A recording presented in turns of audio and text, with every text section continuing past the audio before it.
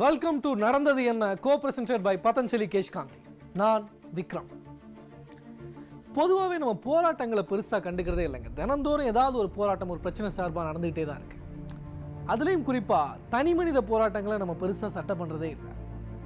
For example, போன மாதம் தஞ்சாவூரில் ஒருத்தர் பிளாஸ்டிக்கோட அதிகமான பயன்பாட்டுக்கு எதிராக அதை ஸ்டாப் பண்ணுங்க ப்ளீஸ் அப்படின்னு சொல்லிட்டு ஒரு வாட்ஸ்அப் வீடியோ ரிலீஸ் பண்ணிட்டு தற்கொலை பண்ணிக்கிட்டார்.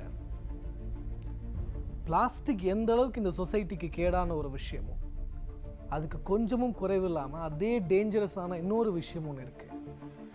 அதான் பூச்சிக்கொல்லி.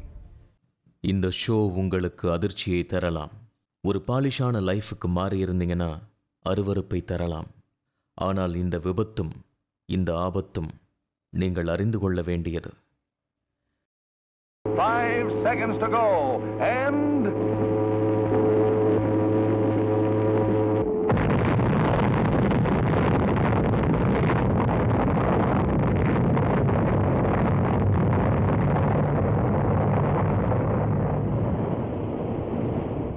ஹிரோஷிமா, நாகாசாகி, இரண்டாம் உலகப் போரில் அழிந்து போன நகரங்கள். இன்றும் அதன் பாதிப்புகள் தொடர்ந்து கொண்டே இருக்கிறது. அமெரிக்க இராணுவத்தால் வீசப்பட்ட குண்டுகள் ஒரு போரின் கோர முகத்தை காட்டியது. அதுபோன்ற ஒரு வான்வெளி போர் சத்தமின்றி நிகழ்த்தப்பட்டிருக்கிறது கேரளாவின் காசர்கோடு பகுதியில். மந்தபுத்தி, கண்ணில் காண மனநலம் பாதிப்பு, கண்ணு தெரியாதது, தலைவீக்கம், குழந்தை இல்லாததுன்னு பல நோய்கள் இந்த காசர்கோடில் இருக்க 11 பஞ்சாயத்துலேயும் மக்கள் நோயை தான் அனுபவிச்சுக்கிட்டு இருக்காங்க. ഈ 11 പഞ്ചായത്തിൽ ദുരിതം അനുഭവിക്കുന്നത്. மலையை சுற்றிய கிராமங்கள், ஊரின் அங்கொன்று இங்கொன்றுமாய் தனித்தனி வீடுகள், சமூகத்தோடு பெரிய தொடர்பற்ற இயற்கையோடு இணைந்த வாழ்க்கை. ஆனால் 2000க்கு பின் சோகத்தின் பிடியில் ஒரு நீண்ட மயானமாய் மாறிவிட்டிருக்கிறது காசர்கோடு. முந்திரிങ്ങൾക്കൊന്നും ഒരു ഈച്ച പോലും കുത്തിയിരിക്കില്ല. முந்திரியில ஒரு ஈ கூட வந்து உட்கார்றது இல்ல. அந்த அளவுக்கு விஷம் பரவி இருக்கு. കടയിൽ വെച്ചാൽ முன்னாடி முந்திரிய கடையில வச்சா ஈயெல்லாம் வந்து மொய்க்கும். இப்போ ஒரு ஈ கூட வந்து மொய்க்கிறது இல்ல. ഈച്ചൊന്നും ഇരിക്കില്ല. கர்நாடகா பார்டரில் இருக்கிற கேரளாவின் வடபகுதி மாவட்டம் காசர்கோடு.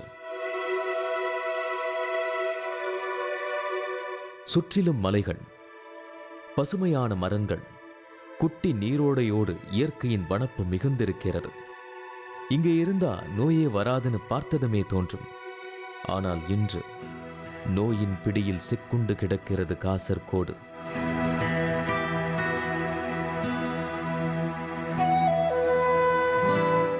மலையினூடே தனித்தனியாயிருக்கும் 11 கிராமங்களிலும் ஒரு பெரும் சோகம் படர்ந்து கிடக்கிறது. மக்களை காண்பதே அரிது. ஊருக்குள் பார்க்கும் முகங்களும் சோகத்தில் ஆழ்ந்திருக்கிறது. ஒற்றையாய் நிற்கும் வீடுகளும் வெறுமையாய் காட்சியளிக்கிறது. என்ன நிகழ்ந்தது காசர்கோட்டில்? நம்மள மாதிரியே சாமானிய தோற்றத்தில் இருக்கிற இந்த குழந்தைகளுக்கும் பெண்களுக்கும் பின்னணியில் பெரும் வலி மறைந்திருக்கிறது.